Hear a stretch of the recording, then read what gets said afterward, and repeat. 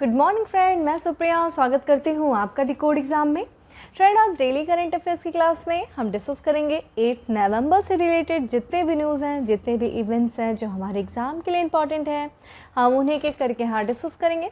तो आइए friend start करते हैं आज की क्लास। और आज की क्लास में हमारा सबसे पहला प्रश्न है, निम्नलिखित में से किस देश के द्वारा इन्फ्लेटेबल मिसाइल डिटेक्शन सिस्टम का परीक्षण शुरू किया गया? इजराइल, चीन, फ्रांस, अमेरिका। तो फ्रेंड, इसका करेक्ट आंसर हो जाएगा ए, इजराइल के द्वारा इन्फ्लेटेबल मिसाइल डिटेक्शन सिस्टम का परीक्षण शुरू किया गया है। आइए इसके बारे में थोड़ा देख लेते हैं।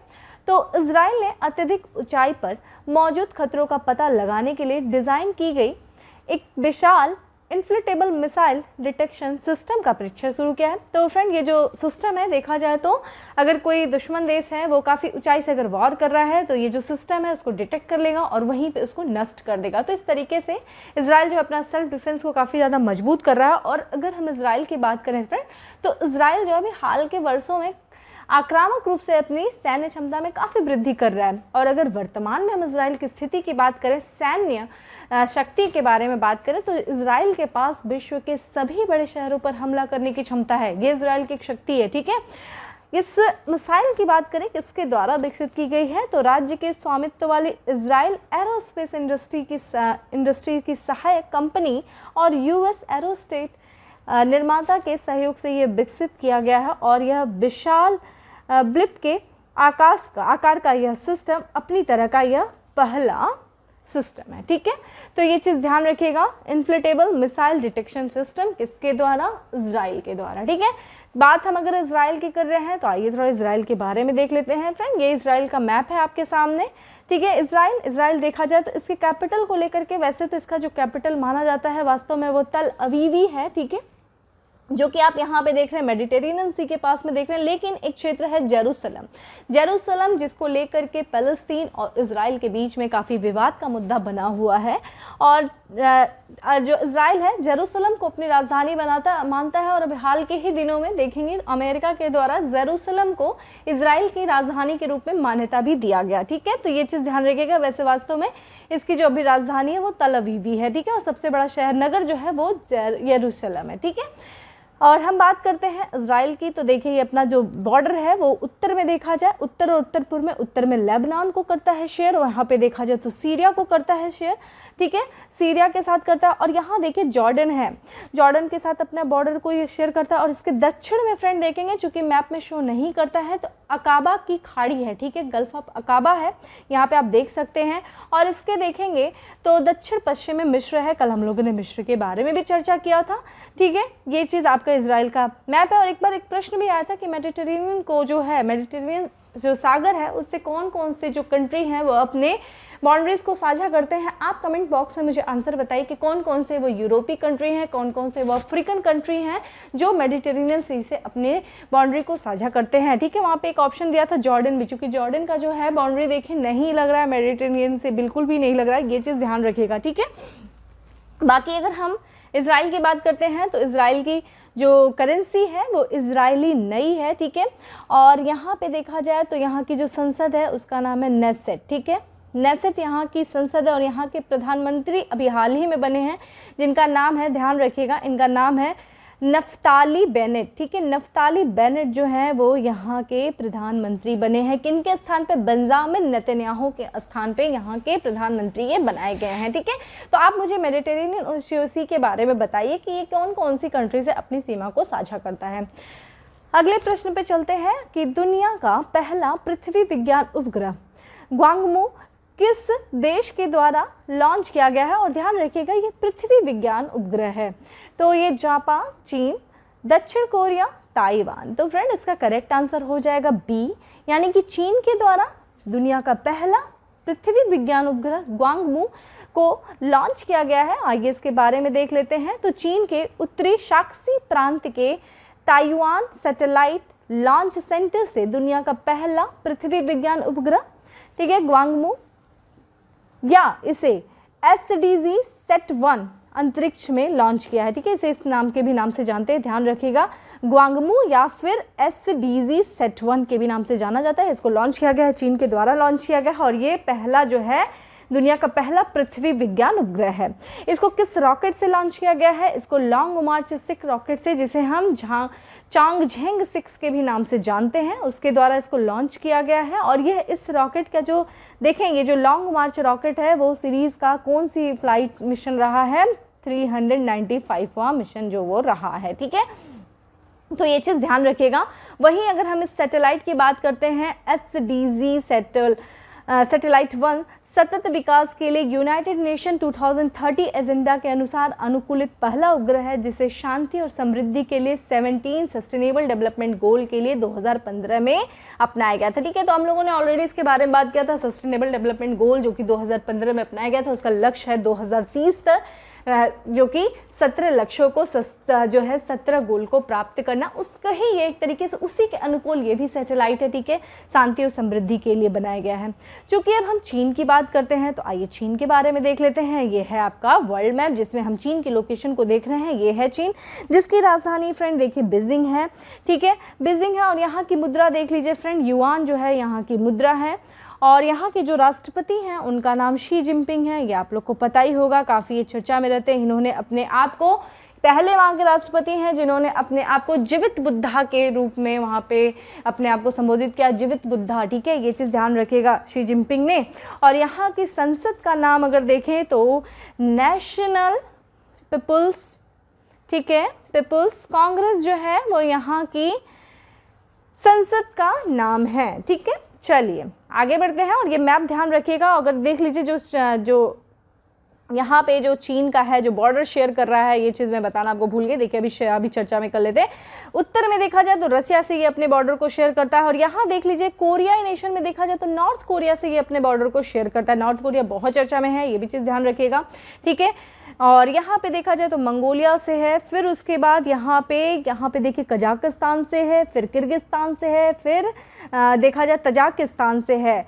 और फिर इसका जो बाउंड्री जो शेयर करता है पीओके से, पाकिस्तान के द्वारा यहाँ से अपनी बाउंड्री शेयर करता है। भारत में ये जो है बाउंड्री शेयर कर रहा है नेपाल से, भूटान से, फिर यहाँ म्यांमार से। ठीक है, और लाओस, वियतनाम से ये अपनी बाउंड्रीज को शेयर करता है। कमेंट बॉक्स में आप मुझे आंसर करिए कि कौन कौन से राज्यों से चीन जो है अपनी बाउंड्री को शेयर करता है, और सबसे लंबी जो सीमा रेखा है वो किस राज्य से है चीन की, वो चीज़ हमें बताइए। ठीक है, तो कमेंट बॉक्स में मुझे ये आंसर करके बताइए। चलिए आगे हैं। हाल ही में चर्चा में रहा वसंत या फिर बसंत रास नृत्य शैली किस राज्य से संबंधित है? तो एक नृत्य शैली है जिसका नाम है बसंत रास, और ये देखा जाए तो ये मणिपुर से संबंधित है। ठीक है, ये बहुत चर्चा में था क्योंकि ये बसंत रास जो नृत्य शैली जो मणिपुर से संबंधित है, इसके बारे में देख लेते हैं। तो इसे हम बसंत रास या फिर वसंत रास के भी नाम से जाना जाता है। और ये किससे संबंधित है? राधा कृष्ण से संबंधित है नृत्य शैली है जो कि मणिपुर से संबंधित है। ठीक है, तो मणिपुरी नृत्य शैली है जो कि राधा कृष्ण से संबंधित है। रास लीला करते थे ना राधा कृष्ण जी, ऐसे याद रखो, रास लीला करते थे। और इसमें देखा जाए तो ये किसके शासनकाल में नृत्य शैली जो है विकसित हुई थी? वो यहाँ के राजा थे भाग्यचंद्र के शासनकाल में नृत्य शैली विकसित हुई थी। और इसकी विशिष्टता के बारे में अगर बात करें तो यह लयबद्ध मुद्राओं और शारीरिक गतिविधियों के साथ रासलीला नृत्य के हिस्से के रूप में अनूठी पोशाक और संगीत से युक्त है। और मणिपुर के बारे में अगर हम बात करें तो वहाँ पे कुछ और भी नृत्य शैलियाँ हैं, जिसमें से देखा जाए तो खम्भा थोई नृत्य है, नुप्पा पाला या फिर इसी को हम किस नाम से जानते हैं? करतल चोलम नृत्य, पुंगू चोलम, थोल चोलम और माईबी नृत्य शैली जो है, ये सारी जो शैलियाँ हैं नृत्य शैलियाँ, ये मणिपुर के संबंधित है। मणिपुरी नृत्य शैलियाँ फ्रेंड ध्यान रखिएगा। उत्तर जो पूर्व चुके जो राज्य हैं जिसे हम 7 सिस्टर के नाम से जानते हैं, 7 सिस्टर में फ्रेंड ध्यान रखिएगा सिक्किम शामिल नहीं है। तो ये जो 7 बहनें हैं यहाँ से संबंधित प्रश्न आने की संभावना है। आपको मैप ध्यान रखिएगा, काफ़ी इंपॉर्टेंट है। चलिए आइए हम देख लेते हैं। ये है आपका उत्तर पूर्व का राज्य है, ठीक है, जिसमें देखा जाए तो यहाँ पे आप उत्तर में अरुणाचल पर, ये देखिए मणिपुर है। मणिपुर की राजधानी फ्रेंड क्या है? इम्फाल है। ठीक है, मणिपुर की राजधानी इम्फाल है। और यहाँ के मुख्यमंत्री का नाम क्या है फ्रेंड? एन वीरेन सिंह। ठीक है, एन वीरेन सिंह जो कि मणिपुर के मुख्यमंत्री हैं। और यहाँ के राज्यपाल का नाम क्या है? ला गणेशन। ठीक है, ला गणेशन जो है यहाँ के राज्यपाल हैं। तो मणिपुर, ठीक है, मणिपुर की राजधानी इम्फाल है, ये चीज़ ध्यान रखिएगा। मणिपुर जो है अपनी जो बाउंड्रीज को शेयर कर रहा है, देख लीजिए किन किन राज्यों से कर रहा है। उत्तर में देखिए नागालैंड से कर रहा है, इधर देखेंगे तो ये पूर्व में देखा जाए तो सॉरी उत्तर पश्चिम में देखा जाए तो असम से कर रहा है, और यहाँ देखिए मिजोरम से कर रहा है, और एक अंतर्राष्ट्रीय बॉर्डर भी शेयर कर रहा है म्यांमार के साथ, ये शेयर कर रहा है मणिपुर, ठीक है, आप ये चीज़ को ध्यान रखिएगा। और चलिए अब आगे बढ़ते हैं, अगले प्रश्न पे चलते हैं कि निम्नलिखित में से किस राज्य में पन्ना टाइगर रिजर्व स्थित है? उड़ीसा, मध्य प्रदेश, केरल, कर्नाटक। तो फ्रेंड इसका करेक्ट आंसर हो जाएगा बी, पन्ना टाइगर रिजर्व जो है वो मध्य प्रदेश में स्थित है। और देखते हैं चर्चा में क्यों था फ्रेंड। तो यहाँ से देखा जाए फ्रेंड, ये जो पन्ना टाइगर रिजर्व जो है जो कि मध्य प्रदेश में स्थित है, यहाँ से हाल के वर्षों में लगातार जो है लगभग 30 से अधिक बाघ जो है वो नए क्षेत्रों की तलाश में निकल गए हैं। तो यहाँ पे ना जो पन्ना टाइगर रिजर्व है जो कि एक बाघ अभयारण्य क्षेत्र है, यहाँ से बहुत सारे बाघों ने पलायन कर लिया, दूसरे क्षेत्रों में चले गए। तो अभी हाल ही में यहाँ की गणना की गई इनके क्षेत्र की, तो इस तरह की चीज़ें खबर में आई और चर्चा में आई, जिसके कारण से ये टाइगर रिजर्व जो है वो चर्चा में बना हुआ है। अगर हम बात करते हैं जनगणना की, जो जनगणना है जो कि 2018 में किया गया था, उसके अनुसार देखा जाए तो मध्य प्रदेश में सबसे अधिक बाघ हैं। पूरे भारत में जितने भी बाघ हैं, जो बाघों की कुल संख्या है भारत में वो है 2967, जिसमें से देखा जाए तो 526 यानी कि 526 बाघों के साथ मध्य प्रदेश पहले स्थान पे है बाघों की संख्या में, वहीं दूसरे स्थान पे कर्नाटक है, ठीक है। और अगर यहाँ पे मध्य प्रदेश में हम बाघ अभयारण्य की बात करें तो एक हम पन्ना टाइगर रिजर्व के बारे में सुन ही रहे हैं जो कि चर्चा में है, वहीं पे हम कान्हा है, बांधवगढ़ है, पेंच सतपुड़ा है, पन्ना सहित और भी कई बाघ अभयारण्य हैं। और भी कई बाघ अभयारण्य हैं तो आप हमें कमेंट बॉक्स में लिख के बताएंगे, आंसर करेंगे कि और कौन कौन से बाघ अभयारण्य हैं या फिर राष्ट्रीय उद्यान हैं जो कि हमारे मध्य प्रदेश में स्थित हैं, ठीक है। तो आप मुझे कमेंट बॉक्स में आंसर करिए। फ्रेंड हमारा उद्देश्य जो है ना इन क्वेश्चंस को पूछने का, मैं भी चाहती तो लास्ट में एक डे ऑफ वो जैसे क्वेश्चंस ऑफ द डे करके दे देती, लेकिन जो बच्चे सीरियस होंगे ना वो जरूर इस चीज़ के बारे में फोकस करेंगे, मैप उठाएंगे या फिर जनगढ़ जो फिर बाघ अभयारण्य उनके बारे में देखेंगे, तो इससे आपका फ्रेंड रिवीजन होगा। और जितना मल्टीपल टाइम आपकी चीज़ें रिवीजन होगी ना, आप उतने ही ईजिली चीज़ों को टैकल कर पाएंगे अपने एग्जामिनेशन हॉल में। यही मेरा मेन उद्देश्य है। अदरवाइज मैं भी लास्ट में कर देती क्वेश्चंस ऑफ द डे करके, जो कि मुझे सही लगती है।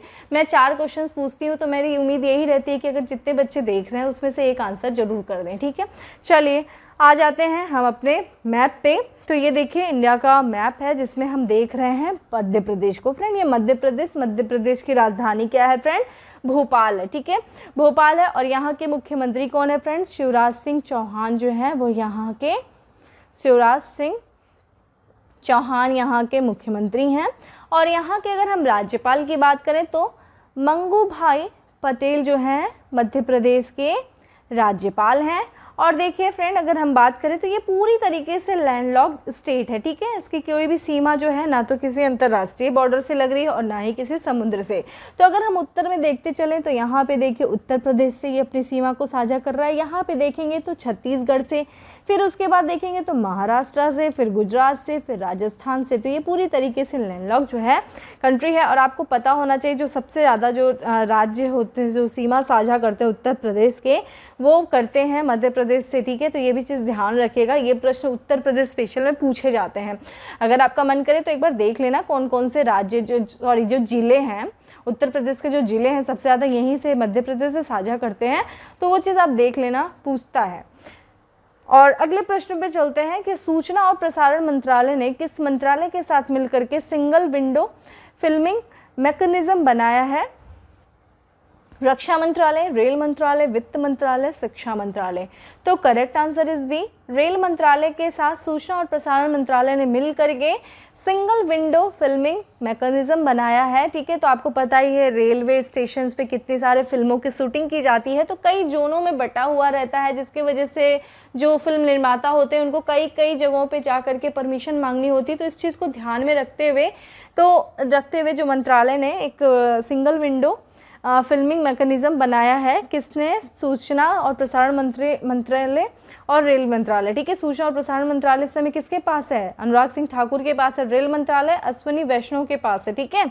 तो इस तंत्र के तहत क्या होगा कि जो फिल्म निर्माता है अब एक से अधिक जो उनके अधिकार क्षेत्रों में आने वाले रेलवे के विभिन्न स्थानों की शूटिंग के लिए ऑनलाइन आवेदन जमा कर सकेंगे। ठीक है, तो ऑनलाइन आवेदन जमा कर सकेंगे और इनसे संबंधित जो वहाँ पे एक अधिकारी को नियुक्त किया जाएगा, जिससे कि वो इन निर्माताओं से जो कुछ भी संबंधित प्रश्न रहेंगे वो पूछेंगे और फिर उसके बाद इनको परमिशन दी जाएगी। इससे क्या होगा कि जो रेलवे वगैरह का क्षेत्र है उसको भी प्रमोट किया जा सकेगा, उस क्षेत्र का भी काफ़ी विकास हो सकेगा। ठीक है, आप लोग फिल्में देखते होंगे ना, उसमें कितना खूबसूरत तरीके से दिखाया जाता है रेलवे स्टेशन को, और खासकर दिलवाले दुल्हनिया में तो उसमें आप।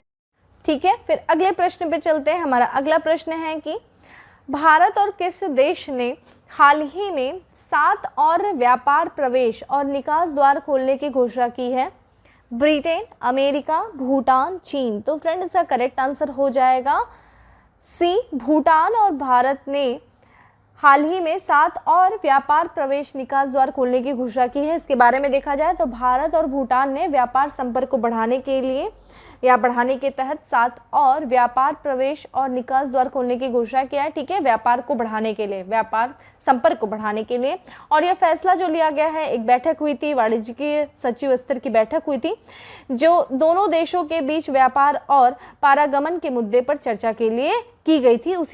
इसी बैठक के दौरान ये फैसला लिया गया है 7 और व्यापार प्रवेश और निकास द्वार को खोलने का। अगर हम बात करें भारत और भूटान के बीच व्यापार की, तो भारत और भूटान के बीच जो 2014-15 में जो व्यापार होता था वो लगभग कितना था, इनके बीच में व्यापार $484 मिलियन अमेरिकी डॉलर था, जो कि अभी देखा जाए ये इसका दुगना हो गया है। 2020 और 21 में देखा जाए तो 1083 मिलियन अमेरिकी डॉलर हो गया। ठीक है, तो काफ़ी ज़्यादा इनके बीच में जो भारत और अमेरिका के बीच में व्यापार देखा जाए लगातार बढ़ रहा है। और इसको और बढ़ाने के लिए, आपस में व्यापार संपर्क को और बढ़ावा देने के लिए ये जो है, जो वाणिज्य सचिव स्तर की जो बैठक हुई थी उस दौरान ये फैसला लिया गया है कि इन दोनों देशों के बीच में 7 और व्यापार प्रवेश और निकास द्वार जो है वो खोला जाएगा। ठीक है, चूंकि भूटान की बात कर लेते हैं तो आइए तो भूटान को देख लेते हैं फ्रेंड। ये है देखिए आपका भूटान। ठीक है, तो यहाँ पे देखा जाए ये भूटान है, जो कि एक लैंडलॉक कंट्री है। और यहाँ पे देखा जाए तो ये भूटान, जिसकी कैपिटल देखिए थिम्पू है, और यहाँ की जो राजधानी जो कि थिम्पू है, और यहाँ की करेंसी देखिए फ्रेंड, जिसको हम नगलट्रम कहते हैं या फिर कहीं कहीं पे उसको हम गुलटुम भी कहते हैं। ठीक है, करेंसी को। और यहाँ के जो नरेश हैं, यानी कि यहाँ के जो राजा हैं, जिनका नाम है जिग्मे खेसर वांगचू। ठीक है, जिग्मे खेसर नामग्याल वांगचू जो हैं यहाँ के नरेश हैं। और यहाँ के जो प्रधानमंत्री हैं, जिनका नाम है लोते शेरिंग। ठीक है, लोते शेरिंग जो है ये यहाँ के प्रधानमंत्री है। देख लीजिए ये जो भूटान है किससे किससे अपना जो है साझा करता है जो क्षेत्र, तो देखा जाए उत्तर में देखा जाए तो ये चीन से घिरा हुआ है, और देखा जाए इधर से भारत से घिरा हुआ है। और वहीं पे देखा जाए तो सिर्फ 2 राज्यों से ये दिख रहा है, 2 यानी कि देशों से, भूटान किससे चीन से, और वहाँ पे देखा जाए भारत से। ठीक है, चूंकि भारत से जो कि अपनी जो बाउंड्री को ये शेयर कर रहा है, तो किन किन राज्यों से ये अपनी बाउंड्री को शेयर कर रहा है ये देख लेते हैं। तो देख लीजिए पूर्व में देखा जाए तो ये अरुणाचल प्रदेश से, फिर दक्षिण में देखा जाए तो असम से, और साथ ही साथ पश्चिम बंगाल से, और वहीं पश्चिम में देखा जाए तो सिक्किम के साथ ये अपनी बाउंड्रीज को शेयर कर रहा है भूटान। ठीक है, पूरी तरीके से लैंडलॉक जो क्षेत्र है और एक तरीके से बफर स्टेट की तरह भी ये कार्य करता है। ये आपको पता ही होगा, आप लोग बफर स्टेट का जो कॉन्सेप्ट अगर आपको पता होगा तो वो चीज़ समझ में आ रही होगी। ठीक है, ये चीज़ ध्यान रखिएगा। चलिए अगले प्रश्न पे चलते हैं। हमारा अगला प्रश्न है कि हाल ही में भारत ने किस देश के स्वास्थ्य चिकित्सा पर समझौता ज्ञापन पर हस्ताक्षर किया है? फ्रांस, अमेरिका, रूस, सेनेगल। तो फ्रेंड इसका करेक्ट आंसर हो जाएगा डी, सेनेगल, जो कि पश्चिमी अफ्रीकी एक देश है सेनेगल। उसी के साथ भारत ने भी हाल ही में स्वास्थ्य चिकित्सा के क्षेत्र में एक समझौता ज्ञापन पर हस्ताक्षर किया है। और इसके बारे में देखा जाए तो भारत और सेनेगल ने डकार, जो कि सेनेगल की राजधानी है, वहीं पे स्वास्थ्य चिकित्सा पर समझौता ज्ञापन पर हस्ताक्षर किया है। और ये जो यहाँ पे फ्रेंड जो हमारे विदेश राज्य मंत्री हैं, जिनका नाम है मुरलीधरन। ठीक है, मुरलीधरन जो है वो यहाँ पे गए थे, और उन्होंने देखा जाए अपनी यात्रा के दौरान जो वहाँ के जो सेनेगल के जो विदेश मंत्री हैं, जिनका नाम है आसिस्ता टॉलस्टॉल, के साथ मुलाकात किया और एक संयुक्त आयोग की बैठक की बैठक की, और इसी बैठक के दौरान जो है ये फैसला लिया गया, एक समझौता किया गया स्वास्थ्य चिकित्सा पर किया गया। और इस समझौते में देखा जाए तो ये दोनों पक्षों ने अपने राजनयिक संबंधों के 60 वर्षों के अवसर पर इस समझौते पर हस्ताक्षर किए, जिसमें देखिए समझौते के अंतर्गत क्या क्या शामिल होगा, रोग निगरानी और चिकित्सा अनुसंधान, ड्रग्स और फार्मा, चिकित्सा उपकरण और पारंपरिक चिकित्सा सहित सहयोग जो है वो शामिल किया जाएगा। ठीक है, अब आ जाते हैं हम सेनेगल के बारे में देख लेते हैं। देखिए ये आपके सामने मैप है, क्योंकि ये एक अफ्रीका का नेशन है, और अफ्रीका में देखें अगर सेनेगल को देख लीजिए तो ये पश्चिमी अफ्रीका का एक देश है। ठीक है, जो कि अपनी सीमा जो है किस अटलांटिक, नॉर्थ अटलांटिक ओशन से, और वहीं देखा जाए तो साउथ अटलांटिक ओशन से ये अपनी सीमा को साझा कर रहा है। इधर देख लीजिए जो आपका सेनेगल है, जिसकी राजधानी देख लीजिए अटलांटिक में है, और डकार जो कि एक पोर्ट सिटी है डकार। और यहाँ पे देखा जाए तो सेनेगल की अगर हम बाउंड्री को देखें तो ये उत्तर में देख लिया जाए तो मॉरिटानिया के साथ अपनी बाउंड्री को शेयर कर रहा है, पूर्व में देखा जाए तो माली के साथ अपनी बाउंड्री को शेयर कर रहा है, नीचे अगर दक्षिण में देखा जाए तो गुइनिया के साथ, और वहीं देखा जाए तो गिनी बिसाऊ के साथ अपनी बाउंड्रीज को शेयर कर रहा है। और देखिए इसके अंदर घुसे हुए कौन है, गाम्बिया। गाम्बिया नेशन जो है वो सेनेगल के अंदर है पूरी तरीके से। ठीक है, तो ये चीज़ ध्यान रखिएगा, ये लोकेशन आप ध्यान रखिएगा पूरी तरीके से, क्योंकि जब आप बात कर रहे हैं सेनेगल की तो सेनेगल के बारे में अगर हम लोग बात कर लेते हैं, तो सेनेगल है जिसकी राजधानी हम लोगों ने डकार देखा। यहाँ की जो करेंसी है फ्रेंड वो है फ्रैंक। फ्रैंक यहाँ की करेंसी है जिसे हम पश्चिमी अफ्रीकन CFA फ्रैंक के नाम से जानते हैं। और यहाँ के जो प्रधानमंत्री हैं जिनका नाम है मोहम्मद डायने। ठीक है, मोहम्मद डायने जो कि सेनेगल के प्राइम मिनिस्टर हैं। और राष्ट्रपति देख लीजिए मैकी सेल। ठीक है, मैकी सेल से भी मुलाकात किया था हमारे विदेशी राज्य मंत्री मुरलीधरन ने, यहाँ के राष्ट्रपति से भी मैकी सेल से मुलाकात किया। ठीक है, ये चीज़ ध्यान रखिएगा। अब आगे बढ़ते हैं और अगले प्रश्न पे चलते हैं। हमारा अगला प्रश्न भी काफ़ी इंपॉर्टेंट है, सो फ्रेंड मैप ध्यान रखिएगा। अगला प्रश्न है, IIT खड़गपुर के शोधकर्ताओं ने कटोल L6 चोंड्राडाइट उल्कापिंड में किस खनिज की उपस्थिति का पता लगाया है? ब्रिजमेनाइट, बॉक्साइट, एल्मेनाइट, एल्यूमिनाइट या फिर पाइराइट? तो फ्रेंड इसका करेक्ट आंसर हो जाएगा ए, यानी कि ब्रिजमेनाइट का पता लगाया है, जो कि एक खनिज है और ये एक उल्कापिंड है जो कि क्या नाम है, कटोल L6 चोंड्राइट। ठीक है, और किसने किया है? IIT खड़गपुर के शोधकर्ताओं ने। तो IIT खड़गपुर के शोधकर्ताओं के नेतृत्व में एक अध्ययन किया गया। उस अध्ययन में देखा जाए तो कटोल L6 चोंड्राइट उल्कापिंड के भीतर खनिज ब्रिजमेनाइट की उपस्थिति पाई गई। ठीक है, तो फ्रेंड ये उल्कापिंड है ना, ये महाराष्ट्र के नागपुर जिले के कडोल शहर के पास गिरा था। और इन उल्कापिंडों के अध्ययन से ही हमें ये पता चलेगा कि पृथ्वी और अन्य ग्रहों के गठन के बारे में और भी बहुत सारी जानकारी जो है वो समझी जा सकेगी। तो उसी में देखा जाए तो ब्रिजमेनाइट जो है वो कहाँ पाया जाता है? पृथ्वी के आंतरिक भाग में सबसे प्रचुर मात्रा का ये खनिज है, सबसे प्रचुर मात्रा में पाया जाता है। और ये पाया कहाँ जाता है? तो फ्रेंड निचले मेंटल में पाया जाता है। ठीक है, तो आपको पृथ्वी की संरचना के बारे में पता होना चाहिए।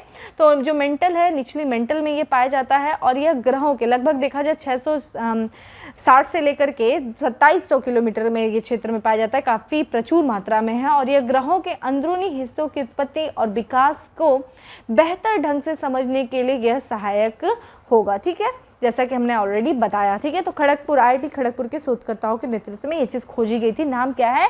कटोल L6। ठीक है, आगे बढ़ते हैं और नेक्स्ट प्रश्न पे चलते हैं कि कौन सा देश हरित परियोजनाओं के वित्त पोषण के लिए विश्व बैंक को इंडिया ग्रीन गारंटी प्रदान करने जा रहा है? अमेरिका, UK, रूस, न्यूजीलैंड? तो फ्रेंड इसका करेक्ट आंसर हो जाएगा UK, यानी कि यूनाइटेड किंगडम जो है वो देखा जाए तो विश्व बैंक को ग्रीन इंडिया गारंटी प्रदान करने जा रहा है हरित परियोजनाओं के वित्त पोषण के लिए। तो ये पूरे भारत में जितनी भी हरित परियोजनाएं हैं, परियोजनाओं के लिए 750 मिलियन पाउंड अनलॉक करने के लिए UK यानी कि यूनाइटेड किंगडम विश्व बैंक को ग्रीन इंडिया गारंटी प्रदान करेगा। और ये घोषणा देखिए कहाँ पे किया गया, अभी हम लोग को पता ही है कि ग्लासगो में जो है वो COP26 शिखर सम्मेलन चल रहा है। जलवायु परिवर्तन का जो 26 COP26 शिखर सम्मेलन ग्लासगो में चल रहा है फ्रेंड, स्कॉटलैंड में था, हम लोगों ने देखा था। और उसी दौरान इसी घोषणा किया गया है UK के द्वारा कि कि वो जो है वो विश्व बैंक को ग्रीन गारंटी जो है वो प्रदान करेगा, इंडिया ग्रीन गारंटी, जो कि जितनी भी भारत में हरित परियोजनाएं चल रही हैं उनके लिए एक तरीके से वित्त पोषण के लिए। और ये हरित ग्रीन गारंटी जो है वित्त पोषण वह स्वच्छ ऊर्जा, परिवहन, शहरी विकास जैसे क्षेत्रों में स्वच्छ और लचीले बुनियादी ढांचे का समर्थन करेगा। ठीक है, और वहीं पे देखा जाए तो इसके अलावा कुछ और भी जो है वित्त जो है उनका निवेश किया जा रहा है, उसकी प्रतिबद्धता जताई गई है यूके के द्वारा। तो यूके ने देखा जाए तो सहायता समर्थित निजी अवसंरचना विकास समूह के तहत भारत में इलेक्ट्रॉनिक वाहनों सहित विकासशील देशों में परिवर्तनकारी हरित परियोजनाओं का समर्थन करने के लिए संयुक्त राष्ट्र जलवायु शिखर सम्मेलन में 21 करोड़ यानी कि 21 करोड़ पाउंड से अधिक के निवेश की प्रतिबद्धता भी जताई है। ठीक है, ये भी चीज़ ध्यान रखिएगा। ठीक है, चलिए अब ब्रिटेन के बारे में बात करते हैं। तो ब्रिटेन देख लीजिए फ्रेंड, ब्रिटेन जिसकी राजधानी क्या है, लंदन है। और हम लोगों ने कल यूके के बारे में बात किया था कि यूके देखा जाए किसको किसको मिलके बना है फ्रेंड। यहाँ पे देखा जाए तो वेल्स को, फिर इंग्लैंड को, फिर नॉर्दर्न आयरलैंड को और स्कॉटलैंड को मिला करके जो है वो यूके का निर्माण, जिसमें से देखा जाए तो यहाँ आपका लंदन है जो कि इसकी राजधानी है। और यहाँ पे देखा जाए इसकी करेंसी फ्रेंड क्या है, वो पाउंड स्टर्लिंग जो है ये इसकी करेंसी है। ठीक है, स्टर्लिंग जो कि इसकी करेंसी है। और यहाँ के प्रधानमंत्री का नाम क्या है फ्रेंड, बोरिस जॉनसन जो है यहाँ के प्रधानमंत्री हैं। आइए और आखिरी प्रश्न पे चलते हैं कि युवा एवं खेल मंत्रालय द्वारा किन 2 भारतीय सेना के अधिकारियों को तेंजिंग नॉर्गे राष्ट्रीय साहसिक पुरस्कार से सम्मानित किया गया। Lieutenant colonel Sarvesh Dhadwal, colonel Amit Bisht, उपयुक्त ए और बी या इनमें से कोई नहीं। तो करेक्ट आंसर इज सी, यानी कि सर्वेश धड़वाल और अमित बिष्ट को प्रतिष्ठित पुरस्कार तेंजिंग नॉर्गे राष्ट्रीय साहसिक पुरस्कार से क्या किया गया है, सम्मानित किया गया है। तो ये भारतीय सेना के 2 अधिकारियों जिनमें से लेफ्टिनेंट कर्नल सर्वेश धड़वाल और कर्नल अमित बिष्ट को युवा मामले एवं खेल मंत्रालय के द्वारा प्रतिष्ठित तेंजिंग नॉर्गे राष्ट्रीय साहसिक पुरस्कार 2020 से सम्मानित किया गया। और यहाँ अगर हम बात करते हैं अमित बिष्ट के बारे में, तो ये नीम के प्रधानाचार्य कर्नल अमित बिष्ट को तेंजिंग नॉर्गे जो राष्ट्रीय साहसिक पुरस्कार जो है वो पर्वतारोहण को प्रमोट करने और अमान चोटियों का आरोहण करने के लिए दिया गया है। ठीक है, ये चीज़ हो गया। तो ये थे हमारे कुछ 10 MCQs। अब आते हैं फैक्ट्स ऑफ द डे में। हमारा सबसे पहला फैक्ट्स ऑफ द डे है कि उड़ीसा हाई कोर्ट के जज के रूप में जिन्होंने शपथ लिया उनका नाम है आदित्य कुमार महापात्रा। तो आदित्य कुमार महापात्रा जो हैं वो उड़ीसा हाई कोर्ट के जज बनाए गए हैं। और यहाँ पे देखा जाए तो रुजना जोरा शतरंज टूर्नामेंट के जो विजेता रहे हैं वो हैं कौन, GMP इनियान। ठीक है, GMP इनियान जो है रुजना जोरा शतरंज टूर्नामेंट 2021 का खिताब इन्होंने जीता है। कैंसर जागरूकता दिवस मनाया गया 7 अक्टूबर को मनाया गया। अगला देखते हैं शिशु सुरक्षा दिवस 2021 मनाया गया, ये भी 7 अक्टूबर को मनाया गया। देखा जाए अभी हाल ही में एक साथ 9,41,551 द्वीप जलाकर रिकॉर्ड बनाया गया है, Guinness book of world record में दर्ज किया गया है। कौन से शहर ने, अयोध्या शहर ने इतने दिए जला करके रिकॉर्ड किया Guinness book of world record में। ठीक है, देखा जाए England and Wales cricket board ने जिस क्रिकेट क्लब को अंतर्राष्ट्रीय मैचों की मेजबानी से प्रतिबंधित कर दिया है उसका नाम देखिए क्या है, यॉर्कशायर काउंटी क्रिकेट क्लब। ठीक है, गंगा उत्सव 2021 नदी उत्सव का जो 5वां संस्करण मनाया गया वो 1 से लेकर के 3 नवंबर तक मनाया गया।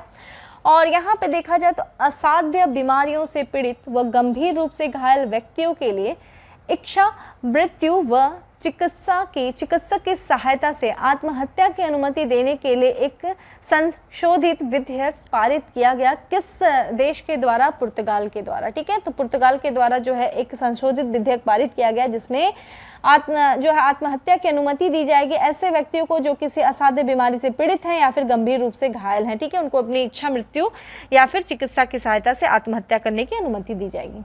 वेस्ट इंडीज के एक ऑलराउंडर खिलाड़ी हैं जिन्होंने T20 विश्व कप 2021 में ऑस्ट्रेलियाई तेज गेंदबाज मिचेल स्टार्क की गेंद पर 111 मीटर लंबा छक्का लगाया। जो कि T20 विश्व कप 2021 का अब तक का सबसे लंबा छक्का है। इनका नाम क्या है?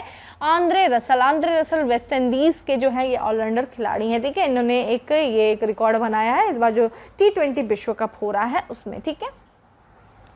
अगला है international day for preventing exploitation of environment in war and armed conflict day, जो कि कब मनाया गया? 6 नवंबर को मनाया गया। विश्व नमबत दिवस भी 6 नवंबर को मनाया गया।